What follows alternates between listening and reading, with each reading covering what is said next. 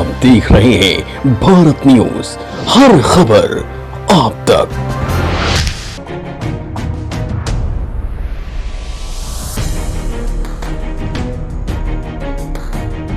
भारत के पूर्वोत्तर राज्यों में तीज का त्योहार बड़े ही हर्षोल्लास से मनाया जाता है।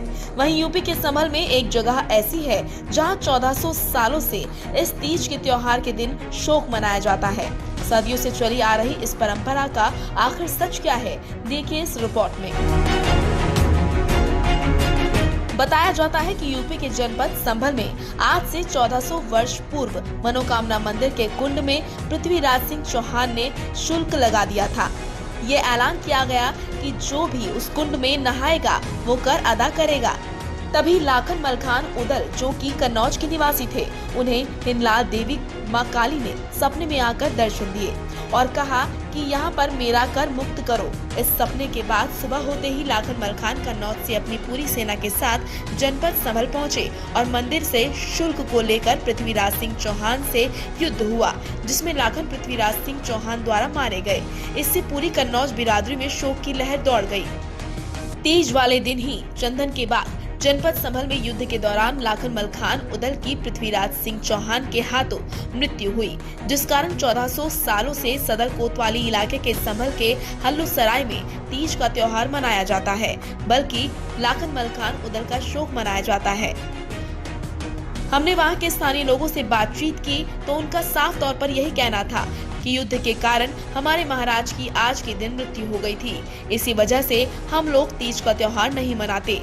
कन्नौज के राजा की मृत्यु होने की वजह से यहाँ के लोग तीज के त्योहार को मातम के रूप में मनाते हैं। यहाँ की ये मान्यता है कि यदि यहाँ कोई तीज के त्योहार को मनाता है तो उसके घर में दुर्घटना हो जाती है। पिछले साल एक घर की लड़की ने अपने हाथों पर मेहंदी लगाई थी तो मोहल्ले वासियों का कहना है कि उसके भाई की उसी दिन मृत्यु हो गई। और दूसरे एक घर में भी एक लड़की ने मेहंदी अपने हाथों पर रखी तो उसकी अचानक तबीयत खराब होने लगी। किसी तरह उसको इलाज कराकर बचा लिया गया। इस दिन पूरी कन्नौज बिरादरी के घरों में ना तो पूरी पकवान बनाया जाता है और ना ही कोई खुशी मनाई जाती है। इस दिन पूरे मोहल्ले में शोक मनाया जाता है। इस दिन पूरे मोहल्ले में मातम सा पसरा जाता है। इस दिन पूरे मोहल्ले में मातम सा पसर जाता है। गलियां सुनसान हो जाती हैं। लोग अपने राजा को आज के दिन याद करते हैं। ऐसा है जो आप कहते हैं कि कब होगा, भगवान ने हमारा समय निश्चित कर रखा है। हम कौन होते हैं भगवान का समय निश्चित करने वाले। लेकिन जैसा हमारे धर्म ग्रंथों में लिखा है, गीता में लिखा है कि यदा यदा ही धर्मस्य ग्लानि, तो जब जब धर्म की हानि होगी मैं आऊँगा। तो धर्म की स्थिति मुझसे ज़्यादा बेहतर आप समझ सकते हैं कि आज हमारे देश में, दुनिया में कितना धर्म रह गया है।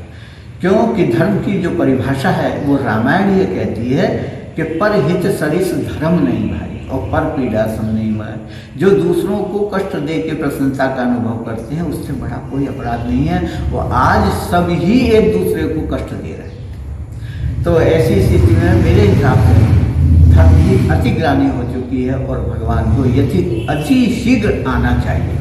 हम भगवान कल्कि का, जो भगवान विष्णु के 10वें अवतार हैं, उनका जन्मदिन मनाते हैं और इस वर्ष महामारी के चलते हुए हम इसको बहुत सूक्ष्म रूप में मना रहे हैं ताकि एक परंपरा तो चली रहे लेकिन किसी भी बाहर के कोई ना आए।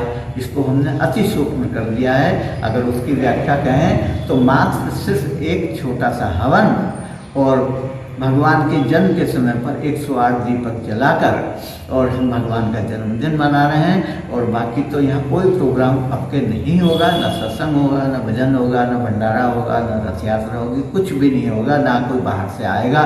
बस हम उस परंपरा को निभाने के लिए भाई ये छोटे छोटे 2 काम करके और यहाँ भजन चलते रहेंगे। कैसे चलती रहेगी, बस इसके अलावा कोई प्रोग्राम यहाँ नहीं है। हम गाइडलाइंस का पूरी तरह पालन करेंगे और गैदरिंग के जितने भी कार्यक्रम थे हमारे, जैसे भंडारा है, रथ यात्रा है, वो और या भजन कीर्तन है या नृत्य नाटिका है, वो हमने सब रद्द कर दिए हैं, निरस्त कर दिए हैं।